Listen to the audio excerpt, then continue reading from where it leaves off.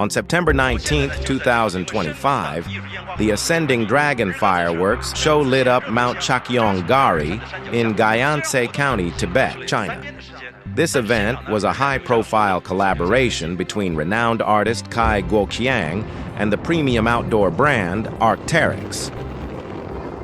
The organizers billed it as a collision of nature and art, intended to spotlight local alpine culture. Staged at an altitude of nearly 5,000 meters, the show involved 1,050 fireworks and lasted about 52 seconds. Notably, the organizers heavily promoted the event's eco-friendly credentials. They claimed all fireworks were biodegradable and boasted a full-chain protection plan, promising to relocate livestock, guide wildlife away, and completely restore the site afterward. However, when the video hit the internet on September 20th, the backlash was instant. The public outcry centered on a single conflict. This visual spectacle had violated a commons of immense ecological and symbolic value, triggering a classic tragedy of the commons. In this video, we analyze the event through the lens of commons governance. We'll explore how the governance of this commons operated, why it failed, and how the repair process was ultimately triggered. Why did this event cause such an uproar? Because it violated a typical commons. The Ascending Dragon project struck a blow to both the ecological fragility of the material commons and the cultural sacredness of the symbolic commons. This shifted the event from a mere art project to a serious issue of public interest. First, materially, the Himalayan ecosystem is a resource defined by high rivalry and low excludability. It is highly valuable and practically non-renewable. In this extreme environment of high altitude, low oxygen, and intense UV radiation, the ecosystem is incredibly sensitive. The ground is covered by a razor-thin turf layer made of grass roots and organic matter. Ecologists warn that soil formation here is agonizingly slow. Once destroyed, vegetation takes decades to recover. Moreover, this is the habitat for rare species like snow leopards, pikas, and marmots. Any intense human disturbance poses a direct threat to their survival. Second, spiritually, the show violated the symbolic commons. As the Asian water tower and a national ecological barrier, the Himalayas hold infinite sacred value in the public mind. This act crossed a psychological, ecological red line. It also challenged public aesthetics. We expect silence and sanctity from snowy plateaus, not the noise and explosions of fireworks. Xinhua News called it a fierce collision between commercial logic and ecological ethics. Finally, in the traditions of Tibet, China, these mountains are the homes of deities, making this act a disregard for local cultural values. According to the official report from Shigatse City, 1,050 fireworks were set off in just 52 seconds, impacting over 30 hectares of grassland. The data paints a heartbreaking picture of a tragedy of the commons, visible in 4 key dimensions.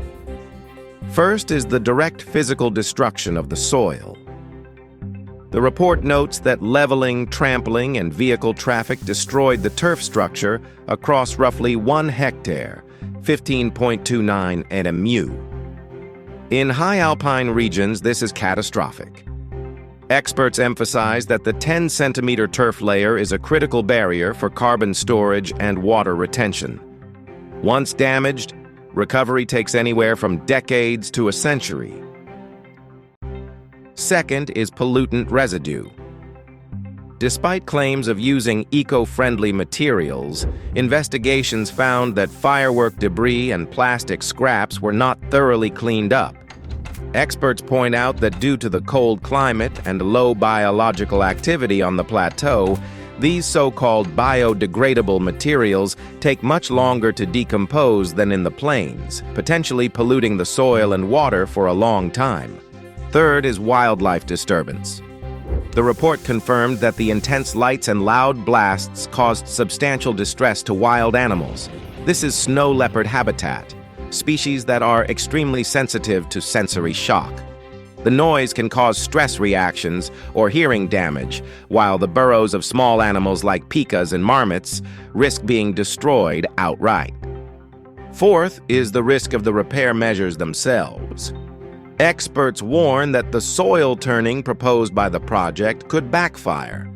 In this region, turning the soil mixes the thin topsoil with the sterile layer underneath and can bury pollutants deeper, potentially worsening the ecological damage.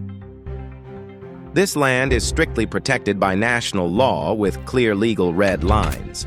So, why did the tragedy still occur? In 1968, Garrett Hardin described the tragedy of the commons as a situation where open pastures are destroyed by individual self-interest due to a lack of ownership. However, in this case, the Himalayas are state-owned and managed by the local government. The root of this tragedy isn't the absence of property rights, but a governance failure within a clear ownership system. Elinor Ostrom's collective action theory gives us the tools to diagnose this. She identified 8 design principles for successful commons governance, but rejected any institutional panacea, believing neither the state nor the market alone is the perfect answer. We can use her 8 principles to pinpoint exactly where this system failed. We can group these principles into 3 functions: institutional supply, institutional implementation, and institutional safeguards. Our analysis shows a systemic collapse in the first 2, supply and implementation. Regarding institutional supply, Principle 1, clear defined boundaries, was the first to break. The boundaries were actually clear. This is a recognized ecological sensitive zone, and the law explicitly bans such activities. However, the local government, the gatekeeper, actively blurred these lines, effectively handing an illegal user a temporary legal pass. Next, Principle 2, appropriation and provision rules adapted to local conditions, failed completely. Gyansi County's approval flew in the face of the objective reality of ecological fragility. Allowing explosions on a delicate alpine meadow was a blatant disregard for local conditions. Finally, the failure of Principle 3, collective choice arrangements, was the core issue. The official report cited irregular decisions by a few leaders, meaning personal will replaced legitimate collective decision-making. Locals and experts were shut out, stripping the decision of any scientific or legal validity. Regarding institutional implementation, Principle 4, effective monitoring, was virtually non-existent. The report slammed relevant departments for inadequate supervision, leading to the removal of bureau chiefs. The lack of internal checks was the direct enabler of this violation. At the same time, Principle 5, graduated sanctions, was inverted. The government, supposed to sanction violators, became a co-conspirator by approving the event, rendering the sanctioning mechanism totally paralyzed. When a single governance center fails, is that the end of the story? No. The aftermath shows how polycentric governance acts as a correction mechanism, activating the 3rd layer of the system: institutional safeguards. Institutional safeguards act as a safety net, primarily carried here by the nested upper-level government. But this net doesn't trigger automatically. It relies on critical intervention from other actors in the polycentric network. First, public opinion acted as the informal activator. When internal monitoring failed, external social scrutiny filled the void. The viral video served as a fire alarm. Within the polycentric governance framework, this informal center responded to the failure of the single center and forced the executors of institutional safeguards to step in. Then, the rapid response from the city and regional governments showcased the interaction between layers. The upper government stepped in to execute the institutional safeguards that the local center had failed to uphold. Specifically, the structural safeguards function of Principle 8, nested enterprises, was activated first. The Himalayas are nested within city, regional, and national governance networks. When the public alarm sounded, the upper government immediately formed an investigation team, marking the launch of structural safeguards as the higher authority intervened to correct the course. Next, the judicial safeguards function of Principle 6, conflict resolution mechanisms, was executed. Once the nested governance action was activated, its primary task was conflict resolution.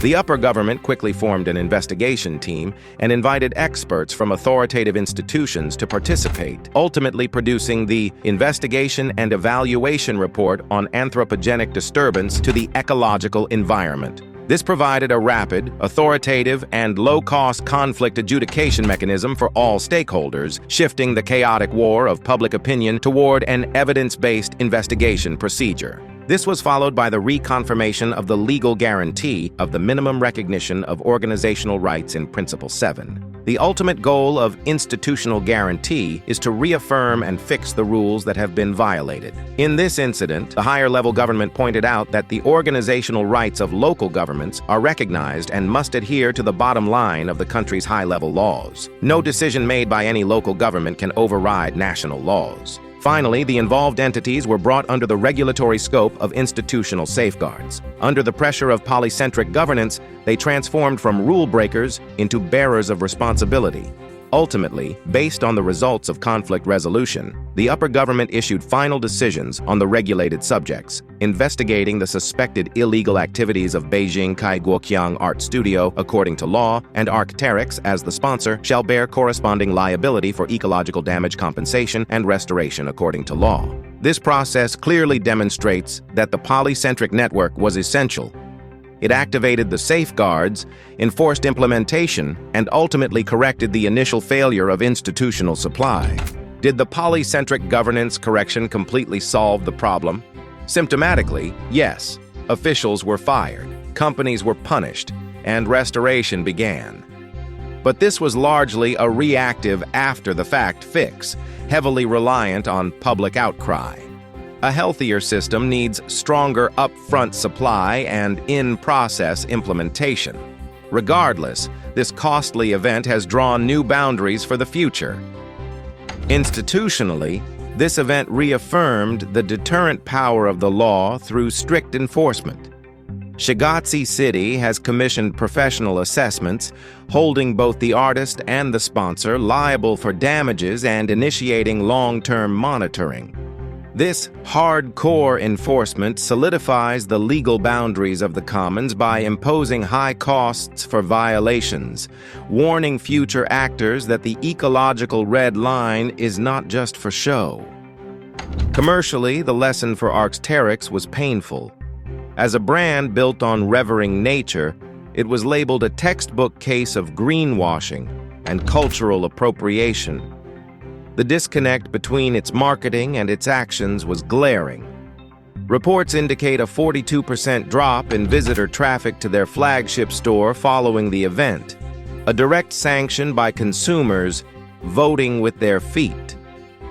Finally, regarding public impact, the public was no longer the silent majority, but acted as a key monitoring center. The hyper-transparency and speed of the digital age have created a vast arena for public scrutiny. This bottom-up supervisory power is destined to play an increasingly critical role in the future governance landscape.